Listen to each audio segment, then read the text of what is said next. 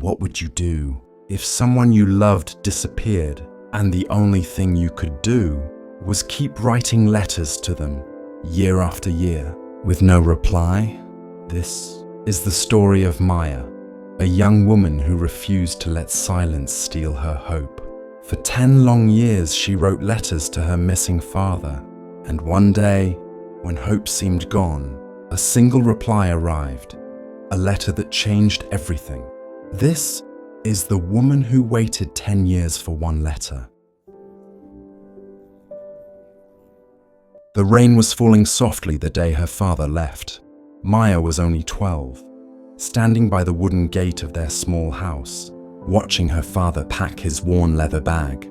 He was going to the city to find work, promising to send for them soon. He smiled at her, brushing her hair aside. "I'll write to you every week," he said. "And when I return, I'll bring you something beautiful." But that was the last day she saw him. Days turned into weeks, weeks into months. The first letter came, then another, and then nothing, silence. At first, Maya's mother tried to stay strong. She worked at the local school, holding the family together, but Maya could see the worry in her eyes each time the postman passed without stopping. So one evening, Maya picked up a piece of paper and wrote her own letter. "Dear Papa," she wrote, "I hope you're okay. Mama says you're working hard. I miss you. I still have your old radio, and I listen to it every night before sleeping." She sealed it, wrote his last known address, and dropped it in the mailbox. And so it began, the ritual of waiting. Each year, on the same day, Maya wrote her father a letter.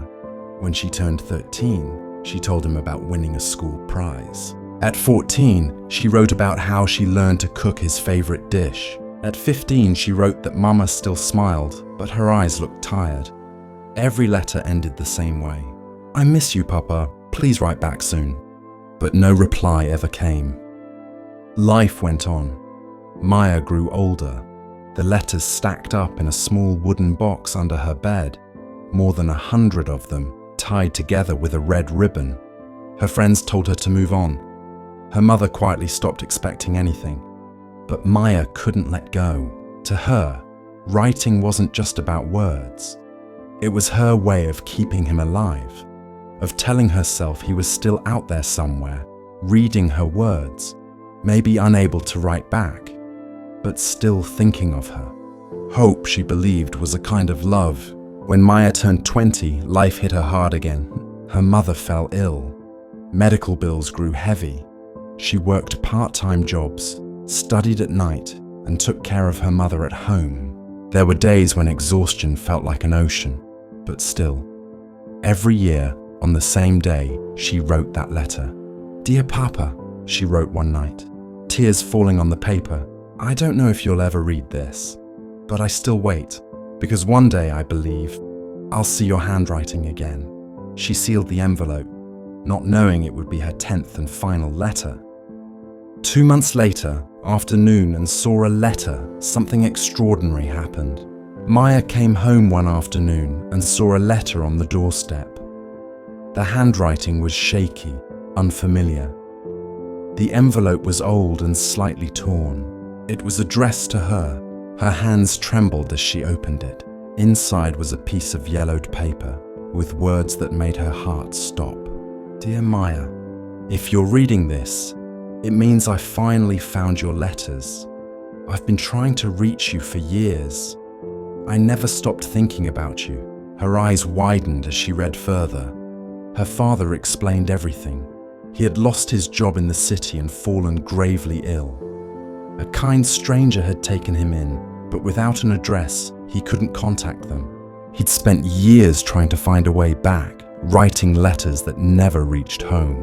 Then one day, while cleaning the attic of an old post office, that same stranger found a box full of letters, all addressed to him, letters from Maya. The letter ended with one simple line, "I'm coming home." Maya's tears blurred the ink as she clutched the paper to her chest. For days she waited by the gate, the same gate where she had last seen him a decade ago. And then one morning, A bus stopped at the corner of the road.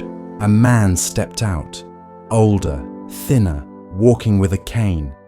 But his eyes, those same kind, familiar eyes, met hers. "Maya?" he whispered. "Papa," she said, her voice breaking. They ran toward each other, the years of silence collapsing in a single, tearful embrace. Later that night, they sat together at the table. Maya opened the old wooden box and spread the letters before him. Her father picked them up one by one, reading slowly, his hands trembling.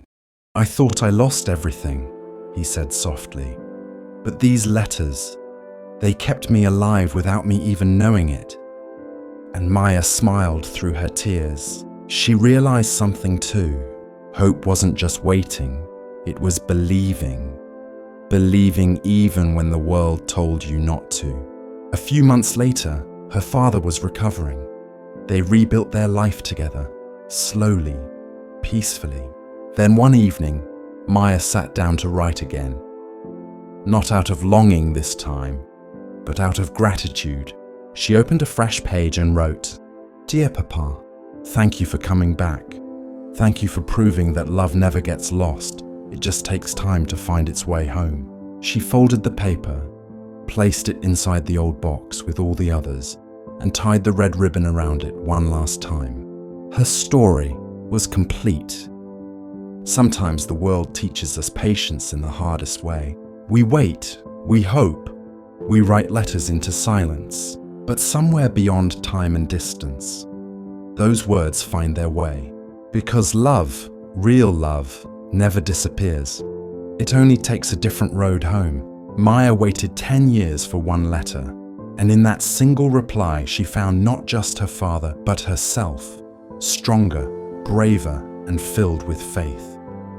So remember this, even when life gives you silence, keep writing, keep believing, because sometimes the reply you've been waiting for is already on its way, carrying with it the miracle you've always hoped for. And that is the story of the woman who waited 10 years for one letter. Moral of the story, love may be delayed, but it is never lost.